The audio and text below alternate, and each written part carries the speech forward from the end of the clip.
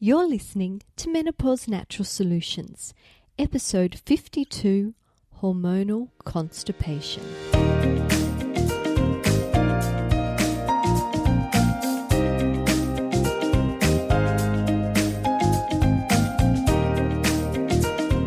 Welcome to Menopause Natural Solutions, your podcast for all things peri-menopause and menopause related.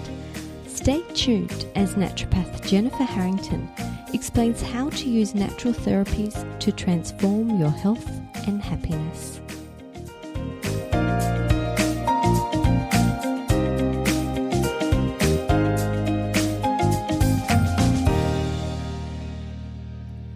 Welcome back, ladies. I'm your host, Jennifer Harrington, and today we're here to talk about hormonal constipation. But I'm going to split it between two, because in the clinic I see women who are still menstruating and are peri-menopausal, and I see women who have stopped menstruating and are postmenopausal. I see constipation across the board. So if you are still menstruating and you have noticed it can get a little harder to have a great bowel movement the closer you get to your periods. And by a great bowel movement, I mean an easy exit. It just glides right out. A good sized stool. No pushing or straining, no waiting around for it to happen, and no little rabbit-sized pellets, or even worse, an incomplete emptying. There really is nothing worse than getting a piece stuck. No undigested food or blood or mucus present, and little mess to wipe away afterwards. Have you ever wondered why? It's because progesterone is your dominant hormone at this time of your cycle, and this hormone can slow down the bowel transit time, and it can lead to constipation or a general below average experience in the bathroom. Most women find this self-resolves when their period starts. Some women even have diarrhea at this point, and this is caused by the rising level of prostaglandins. And prostaglandins are produced by your endometrial cells, and these cause the uterus to contract and shed at the same time, causing a faster bowel transit. And for some women, this includes an increased frequency or even a looser consistency of the bowel movement. Now, if you have stopped menstruating, constipation at this point can be due to lower estrogen levels, causing our cortisol levels to climb. And cortisol may sound familiar as it's a stress hormone, and it plays a role in bowel motility and absorption. Too much cortisol, and it increases the absorption of water and sodium by the bowel, leading to smaller, harder, drier pellet-like movements. What we do know is that as we age, our digestive fire reduces. Our body's production of digestive acids and enzymes reduce, causing not just constipation, but other digestive issues like heartburn, bloating, wind. We also need to consider our pelvic floor tone, because if we have poor pelvic floor tone, it can make it difficult to expel a bowel movement. At this time in life, we can also have reduced liver function. And what I really think of bowel movements is as your way of emptying the trash. So hopefully your bin fills up each day and you take it out. You leave your bin there for a few days, it starts to smell, it starts to fester, and the toxicity builds up.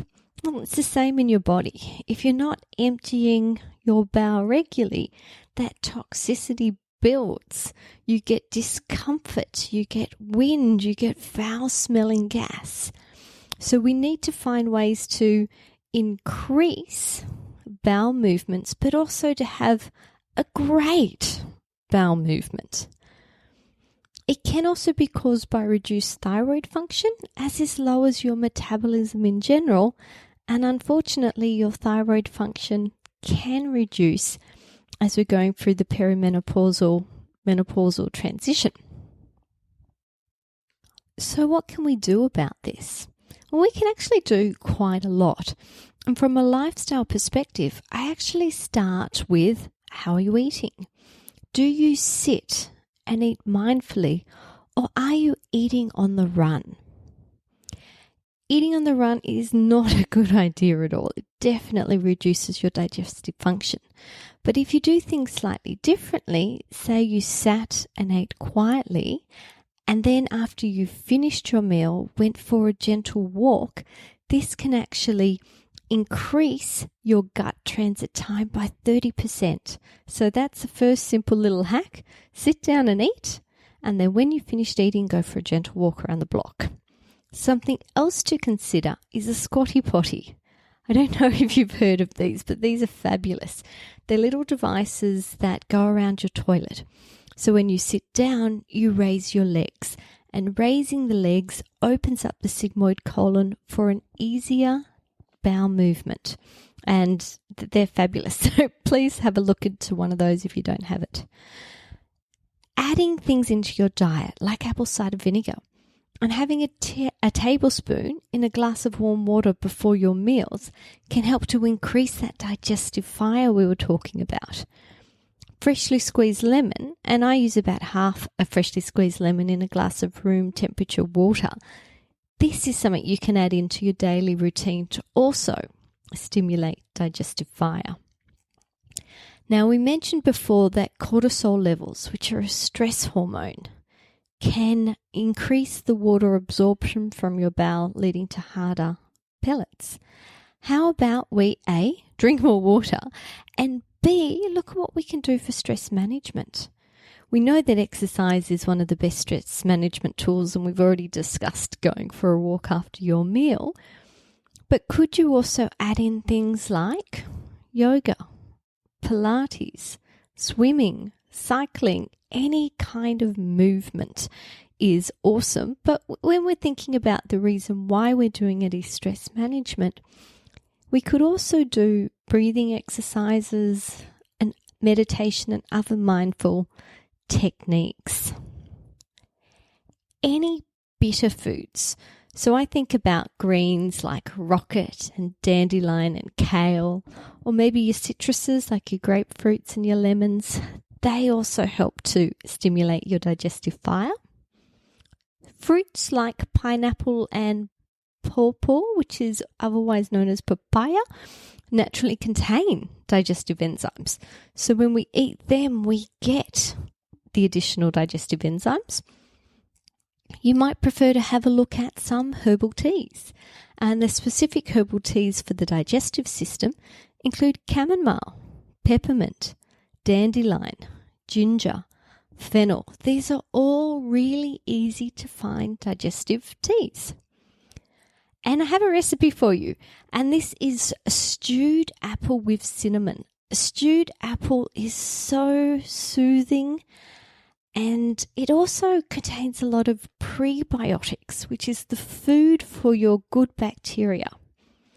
And it helps with mucosal repair, as well as boosting your immunity, decreasing inflammation, improving your moods and energy. And I've got to say, it tastes great. So what you do with this is you grab yourself a couple of apples. What I want you to do is peel them and chop them and pop them in a saucepan and cover with water. Place some cinnamon. I normally use about a half a teaspoon of cinnamon per apple. And I simmer for 15 minutes and I set aside to cool. I sometimes eat this directly, or other times if I cook extra, put it in a container, leave it in the fridge for later consumption. So it can be eaten hot or cold, and you can add probiotics, but just a word of warning, you can't heat probiotics. But you can mix them in if it's cold afterwards. But in the show notes, I'm going to link to an article I have previously written that has that recipe in it, and it also discusses potential supplements like hydrochloric acid, and it also talks about testing like a comprehensive stool analysis, and some other bits and tips. So I hope today has been interesting for you. More than anything, I hope that you're having fantastic bowel movements, and I can't wait to talk to you next week. But before I go, I should remind you that my COVID special of $100 off a one-on-one consultation with myself ends next Tuesday. So that is the 30th of June. So if you've been thinking about doing it, get in fast or pay more. The choice is yours. I hope you're having an absolutely fabulous week. Can't wait to connect with you again next week. Bye for now.